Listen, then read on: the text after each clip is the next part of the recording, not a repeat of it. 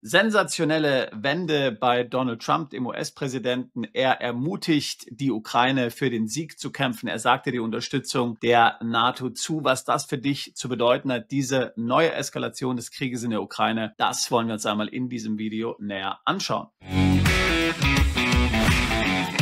Noch ein kurzer Hinweis in eigener Sache. Mit jeder Eskalation dieses Krieges und natürlich auch anderer geopolitischer Krisen weltweit befassen sich immer mehr Menschen, auch aus Deutschland, Österreich und der Schweiz, mit einem Plan B. Wohin könnte man gehen, wenn es ganz schlimm wird? Was kann man schon jetzt tun, um sich vorzubereiten? Zum Beispiel zweite Staatsbürgerschaften zu besorgen, Konten im Ausland zu eröffnen, Edelmetall im Ausland zu lagern, möglicherweise auch Aufenthaltsgenehmigungen zu besorgen, sein Vermögen in Sicherheit zu bringen. Denn eins ist klar, Krieg ist nicht nur gefährlich natürlich für dein Vermögen, sondern auch ganz klar für deine Kinder, für deine Enkel oder für dich selbst, je nachdem wie alt du bist. Dass mit dem Krieg ernst gemacht werden soll, das bestätigt auch der ganze Aufrüstungstrend in der Europäischen Union. Und deswegen kann uns diese Frage nicht kalt lassen. Die digitalen Kontroll- und Überwachungsfunktionen, die die EU mittlerweile und momentan etabliert. Wir reden ja zum Beispiel vom digitalen Euro, vom Digital Wallet und dann noch von anderen Dingen, die schon länger bekannt sind, sagen wir mal AMLA und zum Beispiel auch das Europäische Kontenregister. All diese Kontroll- und Überwachungsfunktionen, die natürlich dazu zu verhindern, dass du dich diesem Krieg entziehen kannst, und zwar sowohl, wenn es um die Wehrpflicht geht, als auch um deine Steuern, die für solche Kriege notwendig sind, um diese zu finanzieren. Deshalb veranstalten wir regelmäßig in Zürich unser Schweizer Taschenmesser für deinen Plan B, wo wir dir Tools vorstellen, wie du ohne Auswanderung schon heute, während du noch in Deutschland lebst, schon jetzt sofort an deinem Plan B arbeiten kannst und dich absichern kannst für die Szenarien, die uns möglicherweise in Zukunft konfrontieren werden. Mit dabei bin ich natürlich, der Daniel ist dabei und auch der Herr Generalaußerdienst Erich Warth. Er war jahrelang Sicherheitsberater von Kanzlerin Merkel. Er kennt Putin persönlich und er wird uns hinter verschlossenen Türen seine Insights geben. Insights, die nur er hat. Er hat natürlich spezielle Kontakte, sozusagen einen direkten Draht zur Quelle und er wird dir persönlich Tipps geben und auch seine Einschätzung geben, wie gesagt, hinter verschlossenen Türen, was du machen kannst, wie du dich sichern kannst gegen zunehmende politische, geopolitische Krisen weltweit. Würde mich freuen, dich dort in Zürich begrüßen zu dürfen. Termin auf unserer Webseite, Link dazu packe ich hier in die Beschreibung dieses Videos mit hinein. Nun aber zurück zum Thema. Du hast es sicherlich in verschiedenen Medienberichten gehört. Trump vollzieht offensichtlich mal wieder hier eine radikale Kehrtwende. Am Rande des UNO-Gipfels in New York sprach er mit Zelensky und danach hat er gegenüber der Presse in einer Pressekonferenz sensationelle Aussagen gemacht. Das wollen wir uns kurz anschauen. Der Fokus hat unter anderem darüber berichtet. Hier ein Gastbeitrag von Gabor Steingart. Trumps Wertschätzung für Putin ist einer groben Herabwürdigung gewichen vom 24.09.2025. Trump postete das auf Truth Social, seinem Social Network. Nachdem ich die militärische und wirtschaftliche Situation zwischen der Ukraine und Russland vollständig verstanden und die wirtschaftlichen Probleme gesehen habe, die sie Russland bereitet, denke ich, dass die Ukraine mit Unterstützung der Europäischen Union, in der Lage ist, die gesamte Ukraine in ihrer ursprünglichen Form zurückzugewinnen. Möglicherweise Krim kann das auch heißen. Von der Forderung nach Gebietsabtretung oder dem Einfrieren des Krieges ist keine Rede mehr. Jetzt heißt es, mit Zeit, Geduld und der finanziellen Unterstützung Europas und insbesondere der NATO ist die Wiederherstellung der ursprünglichen Grenzen, von denen dieser Krieg ausging, durchaus möglich. Russland sei nicht das Land, für das viele es halten, so Trump, und Putin nicht der große Stratege, sondern ein Mann ohne Plan. Russland kämpft seit 3,5 Jahren ziellos einen Krieg, den eine echte Militärmacht in weniger als einer Woche hätte gewinnen können. Das zeichnet Russland nicht aus. Im Gegenteil, es lässt es wie ein Papiertiger erscheinen. Nun, wie zutreffend diese Einschätzungen durch Trump wirklich sind, das ist natürlich hier groß in Frage zu stellen. Wir können ja einen Blick in die Geschichtsbücher, auch in die jüngste Geschichte offenbart ja, dass sich die USA hier nicht gerade mit Ruhm bekleckert haben und es zum Beispiel in Afghanistan gegen ein paar Zottelbärte nicht geschafft haben, in 15, 20 Jahren und Billionen an Kosten eine militärische Oberhand zu gewinnen. Also ich meine, diese Großspurigkeit, die scheint mir natürlich nicht besonders reflektiert zu sein, aber darum geht es auch gar nicht. Er will ja Putin provozieren, er will Russland provozieren, weil er sich darüber ärgert, dass er seinen eigenen Plan nicht hat in die Tat umsetzen können und natürlich auch, weil er ganz genau weiß, dass Putin ihn nicht ernst nimmt. Würde Putin die Vereinigten Staaten ernst nehmen, würde Putin Trump ernst nehmen, würde es nicht dazu kommen, dass russische Militärflugzeuge immer wieder in den Luftraum der NATO eindringen. Wir haben es jetzt ja schon mehrfach in den letzten Tagen gesehen. Das sind gezielte Provokationen. Ich frage mich tatsächlich, wie viele YouTuber von sogenannten False Flags sprechen können. Also diese ganze Legende vom unschuldigen Putin, vom Gutmensch Putin, das ist ja wirklich, muss man sagen, ein deutscher Virus. Das ist extrem gefährlich, Putin zu unterschätzen. Das ist genau das Gleiche, was gerade Trump hier tut mit diesen Aussagen, die ich gerade zitiert habe. Das ist gefährlich und vor allen Dingen, wenn du in Deutschland bist, dann ist das natürlich brandgefährlich. Da reicht nur ein Blick in die russische Geschichte der letzten 500 Jahre, der letzten 1000 Jahre und dann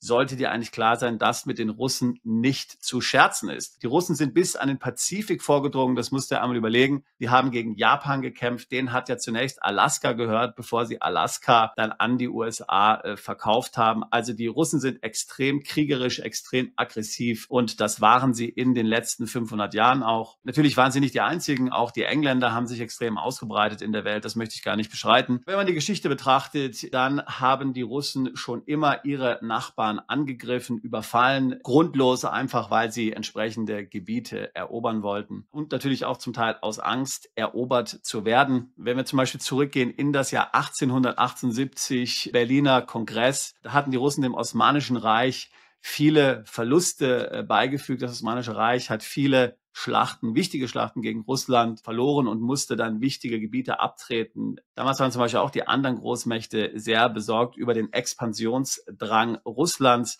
Also hier gibt es genug historische Belege, um zu zeigen, dass Russland hier bei weitem nicht ein Land ist, mit dem man es sich verscherzen sollte. Deswegen die Strategie hier von Trump, irgendwelche markigen Sprüche loszulassen, ob die aufgeht, das ist natürlich sehr fraglich. Er kann das relativ einfach machen, denn wie gesagt, er ist ja tausende Meilen weg, aber für Deutschland und für andere europäische Länder ist das Ganze brandgefährlich, diese Eskalation. Und seit dem Ende des Zweiten Krieges haben ja die Europäer auch gezeigt, dass sie nicht besonders gut darin sind, hier mit Russland zusammenzuarbeiten und ein friedliches Beieinandersein zu finden. Während ich die Russen und Putin für absolut nicht unschuldig halte, sehe ich natürlich auch Schuld hier bei der NATO, bei der Europäischen Union. Dass es zu dieser Eskalation kommen konnte, war es wirklich sinnvoll, die NATO so nach Osten zu erweitern und sich diesem Risiko durch Russland und dem Risiko eines solchen Konfliktes auszusetzen. Ich frage es mich wirklich, auch wenn natürlich diese Länder tatsächlich das Recht haben sollten, einem Militärbündnis beizutreten. Aber was bringt es tatsächlich der NATO außer gigantische Risiken? Und dass Putin jetzt die NATO provoziert, indem er immer wieder den Luftraum von NATO-Mitgliedsländern verletzt, das macht für mich absolut Sinn. Er möchte damit zeigen, dass die NATO nicht einheitlich reagiert und im Grunde genommen zerstritten ist. Und das sehen wir jetzt ja alles genau hier vor unseren Augen sich abspielen. Trump hat ja dann auch noch gesagt, dass man russische Militärflugzeuge abschießen soll, die in den Luftraum eindringen eines NATO-Landes. Auch das ist natürlich eine sehr gefährliche Eskalation. Wir können uns vielleicht daran erinnern, dass vor 10 Jahren einmal ein russisches Flugzeug in den türkischen Luftraum eingedrungen ist für 26 Sekunden an der syrisch-türkischen Grenze. Dort gehe ich jetzt tatsächlich davon aus, dass es sich um einen Pilotenfehler, um ein Versehen handelt. Erdogan hat ja dann den Russen aus dem Himmel geholt und dann auch noch den Piloten, der sich mit Schleudersitz retten konnte, erschossen. Das hat zu extremen diplomatischen Verstimmungen zwischen der Türkei und Russland geführt. Eine gewaltige Eskalation konnte dann verhindert werden, denn Erdogan hat sich öffentlich entschuldigt und man hat dann auch hier etliche russische Flugzeuge gekauft, Transportflugzeuge. Und mittlerweile ist man ja eigentlich ziemlich gut Freund, kann man sagen. Aber hier kann man wirklich davon sprechen, dass es ein Unfall war und dass die Reaktion von Erdogan völlig überzogen war und natürlich hochriskant und gefährlich. Aber Erdogan musste eben auch Gesicht bewahren. Und man muss sagen, danach kam es natürlich nicht mehr zu Luftraumverletzungen des Luftraumes der Türkei. Aber was wir jetzt sehen in Ländern wie Estland, dass dort russische Flugzeuge minutenlang in den Luftraum eindringen, das ist garantiert kein Versehen. Das ist eine bewusste Provokation und Putin wird sich ausrechnen, dass die Konsequenzen, die er zu befürchten hat, nicht besonders schlimm sind. Und das sehen wir ja auch. Und deswegen führt er genau solche Manöver durch, um die NATO letztlich vorzuführen, um mir den Finger zu zeigen, um zu sagen, ihr könnt ja sowieso nichts gegen mich machen, ohne hier selbst extrem hohes Risiko einzugehen und den ganzen Konflikt extrem zu eskalieren. Wenn du in Deutschland wohnst, wenn du in Zentraleuropa wohnst, dann sollten jetzt eigentlich bei dir alle Alarmglocken angehen und du solltest eigentlich spätestens jetzt realisieren, dass es hier ein gigantisches Eskalationsrisiko gibt, insbesondere wenn du in Deutschland wohnst. Ich habe ja vor kurzem schon in einem Video beschrieben, wie hoch eigentlich dein Risiko ist, wenn du in Deutschland lebst, in einem bewaffneten Konflikt zu sterben. Auch hier müssen wir uns einfach die Geschichte anschauen. Also gerade wenn du als wehrpflichtiger junger Deutscher in Deutschland lebst, dann ist die Wahrscheinlichkeit, in einem bewaffneten Konflikt zu sterben, basierend auf den letzten 500 Jahren Geschichte, ungefähr 100-mal größer, als wenn du jetzt in die USA auswandern würdest, 30-mal größer, als wenn du jetzt zum Beispiel nach Großbritannien auswandern würdest, weil schlicht und ergreifend deutsche Gebiete immer wieder von entsetzlichen Kriegen heimgesucht wurden. Nicht mal unbedingt Kriege, wo Deutschland gekämpft hat. Wir erinnern uns an den 30-jährigen Krieg. Da ging es gar nicht um deutsche Interessen und dennoch wurde ein großer Teil der deutschen Bevölkerung getötet. Wir geben uns der Illusion hin, nur weil es in den letzten 80 Jahren so friedlich war, dass es immer so weitergeht. Aber das ist natürlich mitnichten so.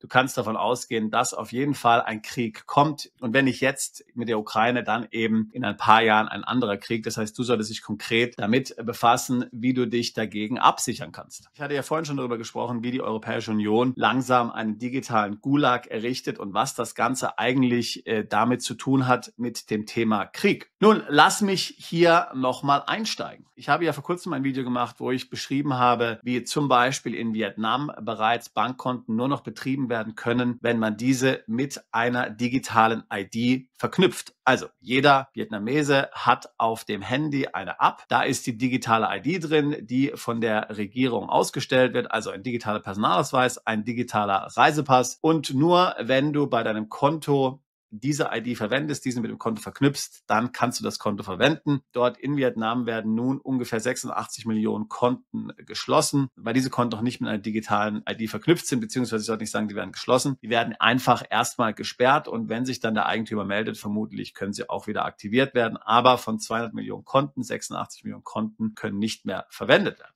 Auch in Deutschland, in der Europäischen Union wird auf jeden Fall die digitale ID kommen. Das ist ja schon beschlossen, das sogenannte digitale Wallet. Man kann davon ausgehen, dass Dinge, die in Vietnam passieren und in anderen, sage ich jetzt mal, Entwicklungsländern, um diesen Begriff zu verwenden, immer eine gewisse Sandbox sind für große westliche Länder, die dann selbst solche Projekte bei sich implementieren.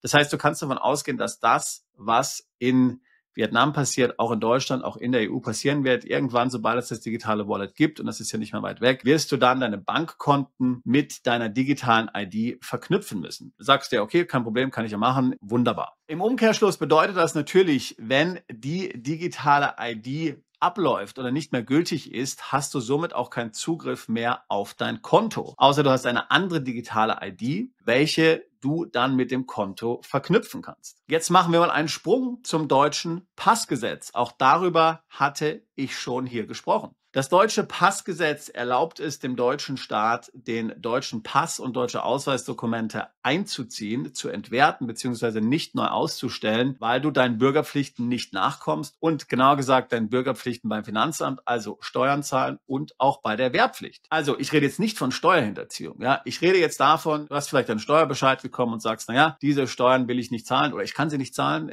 Ich gehe jetzt einfach ins Ausland. Ich habe ja keine Straftat begangen, wie gesagt, ich habe keine Steuerhinterziehung begangen. Ich kann einfach die Steuern nicht bezahlen, ist mir zu viel. Dann kann der deutsche Staat dir den Pass wegnehmen. Ich rede nicht davon, dass dir die deutsche Staatsbürgerschaft entzogen wird. Ich rede davon, dass der Pass dir entzogen wird, dass der Pass entwertet wird. So, gehen wir 3 Jahre vorwärts, dann hast du keinen Reisepass mehr auf Papier, sondern du hast dann nur noch eine digitale ID. Das heißt, der Staat drückt auf einen Knopf und dann ist deine digitale ID nicht mehr gültig, du kannst sie nicht mehr verwenden. Und jetzt hatte ich ja gerade eben gesagt, diese ist möglicherweise mit deinem Konto dann verknüpft und das heißt, wenn der deutsche Staat deinen Pass entwertet, deine digitale ID disabled, kannst du auch auf deine Bankkonten in Zukunft nicht mehr zugreifen. So, und jetzt kommt es. Das Passgesetz spricht eben nicht nur von deiner Bürgerpflicht, Steuern zu bezahlen, sondern auch von der Wehrpflicht. Auch wenn du dich vor der Wehrpflicht drückst. Ich rede jetzt nicht vom Desertieren oder sowas, sondern ich rede davon, dass du zum Beispiel sagst, naja, ich habe eigentlich keine Lust, jetzt in diesem Krieg in der Ukraine zu dienen. Ich ziehe jetzt einfach mal nach Dubai um mit meiner Familie. Wenn die Wehrpflicht wieder eingeführt ist, dann darfst du nicht im Ausland leben als Deutscher, außer mit der Genehmigung der Bundeswehr. Und auch hier kann dann der Staat schlicht und ergreifend deinen Pass entwerten und in Zukunft einfach deine digitale ID disablen. Und auch dann, wenn du Bankkonten hast, die mit dieser digitalen ID verknüpft sind, so wie es jetzt ja gerade in Vietnam passiert, im September 2025, hast du Zugang zu deinen Konten verloren. Und wenn wir davon ausgehen, dass viele Banken weltweit ein solches System einführen, dann bist du im Grunde genommen extrem limitiert, außer eben du hast eine andere ID, du hast zum Beispiel einen anderen Pass. Man kann sicherlich auch einen Personalausweis verwenden, wie zum Beispiel die Emirates-ID. Aber auch hier, willst du die Emirates-ID in Dubai, also den Personalausweis, den man in Dubai bekommt, wenn man da ein Visum hat, nicht die Staatsbürgerschaft, einfach nur einen Daueraufenthaltstitel. Auch wenn du diese verlängern willst, brauchst du wiederum den deutschen Pass. Wenn du keinen deutschen Pass hast, weil dieser eingezogen wurde oder entwertet wurde, kannst du auch die Emirates-ID nicht verlängern. Also du siehst, du bist gefangen. Du kannst de facto gezwungen werden dazu, Steuern zu zahlen, beziehungsweise im Militär zu dienen, außer du hast eben einen Plan B. Und deswegen reden wir immer davon, wie wichtig das Ganze eigentlich ist. Du solltest unbedingt eine finanzielle Infrastruktur haben in einem Land, die entweder nicht mitmachen bei der digitalen ID, wo es nicht notwendig ist, oder wo du möglicherweise eine ID bekommen kannst. Und natürlich, wo du möglicherweise auch eine zweite Staatsbürgerschaft bekommen kannst. Deswegen sind diese Punkte so wichtig. Deswegen ist wichtig, dass du verschiedene Bankkonten hast und natürlich auch andere Zahlungsoptionen. Vielleicht sagst du, okay, naja, mit Banken will ich dann nicht mehr unbedingt arbeiten, dann zahle ich eben mit Krypto. Aber auch dann wieder gilt genau das Gleiche. Dann kannst du im Grunde nicht in der EU leben. Denn wenn du in der EU lebst, dann bist du wiederum betroffen von der Kryptoregulierung der EU. Kennen wir ja MiCA, Travel Rule, DRC8, was da alles kommt, der automatische Informationsaustausch zu Krypto. Auch hier bist du in diesem digitalen Gulag dann gefangen. Das heißt, auch hier musst du dir konkret überlegen, wo könnte ich zum Beispiel einen Zweitwohnsitz etablieren? Dubai, haben wir schon gesprochen. Serbien wäre eine Möglichkeit, solche Länder und natürlich auch komplett andere Länder. Aber dazu musst du dir jetzt Gedanken machen, jetzt, bevor das Ganze komplett eskaliert. Jetzt kannst du ja noch reisen, jetzt kannst du noch Konten eröffnen, jetzt kannst du noch Pässe beantragen. Aber wir sehen schon jetzt, wie immer mehr natürlich solche Maßnahmen ergreifen. Früher haben zum Beispiel die Pässe, die man per Investment kaufen konnte, die hat man innerhalb von 4 bis 6 Monaten gehabt. Heute geht es zum Teil über ein Jahr. Wir haben eine Mandantin, die hat einen Pass in Antigua beantragt im Juli 2024. Jetzt im September 2025 hat sie ihn bekommen. Ja, natürlich gibt es da andere Länder, wo es ein bisschen schneller geht, ja, aber das liegt nicht daran, weil die Länder langsamer geworden sind. Das liegt daran, weil sich natürlich alles Gleiche denken. Alle denken sich natürlich, naja, ich sehe ja, was da passiert. Was kann ich tun, um mich zu schützen? Ich muss mir einen Pass beschaffen. Und es gibt immer mehr Anträge. Die Programme werden immer mehr überlaufen. Die Kosten steigen. Und deshalb ist es wichtig, sich jetzt damit zu beschäftigen, solange man noch einigermaßen ruhige Fahrwasser hat, solange man noch handlungsfähig ist, solange man das Ganze noch irgendwo unter dem Radar machen kann. Das Ganze ist ja sowieso komplett legal, da brauchst du jetzt keine Genehmigung oder sowas einholen, da gibt es auch keine Meldepflichten gegenüber dem deutschen Staat, du kannst das alles machen. Nicht nur die zweite Staatsbürgerschaft seit 2024, sondern auch Konten im Ausland, Gold im Ausland deponieren. All diese Dinge sind ja legal, also da muss man jetzt nichts befürchten, aber man kann eben davon ausgehen, dass alles schwieriger wird, komplizierter wird, überlaufender wird und deshalb ist es wichtig, sich jetzt darum zu kümmern und damit nicht mehr zu warten. Denn ich glaube, wir können eins ziemlich sicher sagen, und damit komme ich zum Beginn des Videos zurück, so wie die Lage momentan in der Ukraine eskaliert,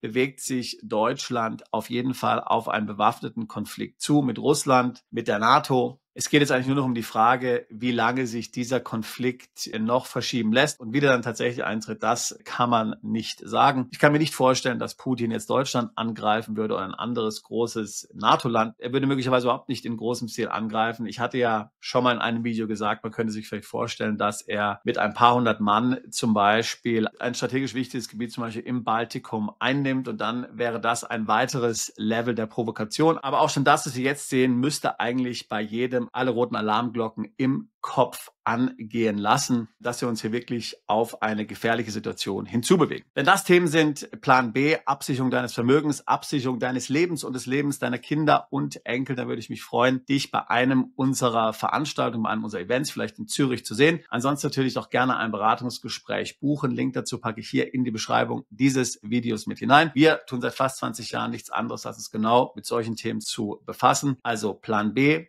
Auswandern, Steueroptimierung im Ausland, Vermögensschutz, zweite Staatsbürgerschaften, sich vor der Übergriffigkeit des Staates und der EU zu schützen. Ich würde mich freuen, auch dich als bald zu unserer Mandantschaft zählen zu können. Bist du Unternehmer, Freiberufler oder Investor? Zieht es dich schon lange ins Ausland? Mach heute den ersten konkreten Schritt in eine Zukunft mit mehr Geld und mehr Freiheit. Buche ein Beratungsgespräch mit Sebastian und seinen Kollegen. Unsere Kanzlei unterstützt Mandanten wie dich dabei, deine Steuerlast legal zu reduzieren, Vermögen aufzubauen und zu schützen und deine persönliche Freiheit zu maximieren. Profitiere jetzt von unserem Fachwissen und unserem Netzwerk. Gehe zu mandatierung.com und werde Mandant unserer Kanzlei.